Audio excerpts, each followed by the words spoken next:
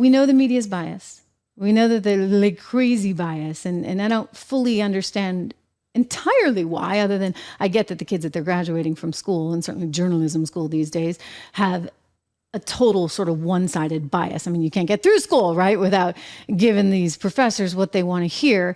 I do think there's a historic bias ever since the days of Nixon, the Vietnam War, that whole era. So that's permeated newsrooms, and it's coming up through the ranks of the young that are coming into journalism today. So we know there's a lot of really sort of not very bright people in journalism. I found that myself. I mean, just really not very deep thinkers, not willing to question anything. Well, Tucker Carlson, he certainly found that himself too, was just over in Australia to give a speech at some freedom conference. And this is great. This is great. I got to show it to you because, you know, I don't think Tucker wanted to have to go there with this woman, but some of her commentary was so off the mark and uninformed and frankly seemingly stupid that he couldn't help himself. Watch.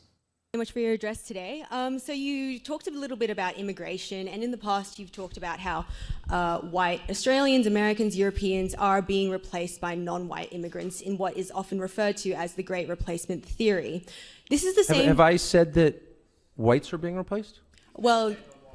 I don't think I said that. Well, it's been mentioned on your show 4,000 times. And really, when did I say that?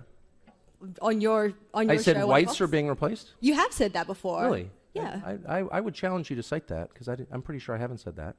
I said native-born Americans are being replaced, including blacks. Native-born Americans. Native-born Americans. And Americans who, like black Americans, have been African Americans, have been in the United States for, in many cases, their families over 400 years. And their concerns are every bit as real and valid and alive to me as the concerns of white people whose families have been there 400 years. So I've never said that whites are being replaced.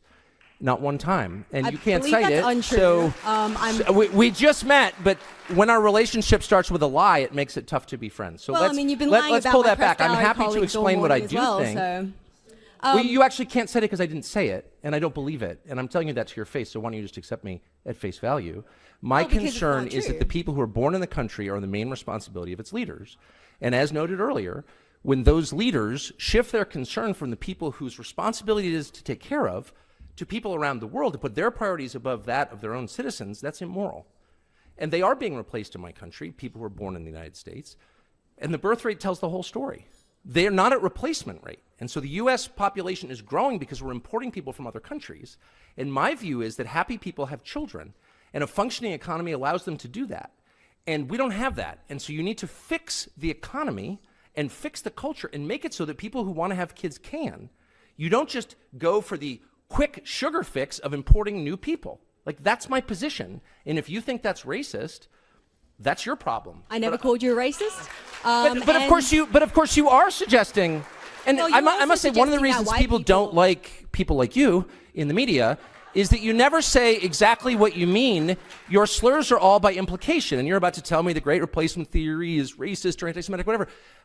I've said what I've said to you right now like 100 times in public. I hope to, if I live long enough, say it 100 more times. I think it's completely honest and real, not racist or scary. It's factually true. It's not a theory, it's a fact. And the whole point of your question was to be like, you're a scary racist. Well, I haven't. And my response is, no, I'm not. Okay, well, how about no more lying in your questions, and then I'll answer it. Okay, well, this is the same theory, or as you say, idea, that has inspired the New York Buffalo shooting where 11 black Americans were killed. 2 white Americans were killed. Like, it's also inspired... it's not, first of all... It's inspired one of the worst Australian guns How do they get time people this stupid in the media? I guess it doesn't pay well. Look, I'm... He's like, how do you people, why are you so stupid? Why are you so stupid? Listen, I've had this conversation with many people over the years. Most media doesn't pay that well. Actually, I think he goes on to say that. He's like, you just don't get paid that much. And so, these print reporters and some of these low-level TV reporters, whatever, you know what? Maybe they couldn't do anything else. Maybe they just couldn't do anything else. I don't know. But I have found that it does not attract the best and the brightest. I mean, the conservatives were different. And by the way, I think conservative media pays better. Maybe there's a correlation, right? I remember Fox, they were like, oh, we pay better than other people in the business. Who knows? But I will say this. Conservatives at least tend to understand how the economy works, right? We get that on our side. Hey, You need to be invested. Make sure you go check out 76 Research, 76research.com. Use that dollar code. I'm telling you, this is great. It's my gift to you. Consider it a 4th of July thing, right? You know, we got to stick together. Go over there, 76research.com. Go to the 76 report. Get it. Type in dollar code. DOLLAR. That's the code. You can subscribe first couple of months, just $1 each. Cancel anytime. Check it out. I want you to invest. I want you to be prepared. Focus on your future.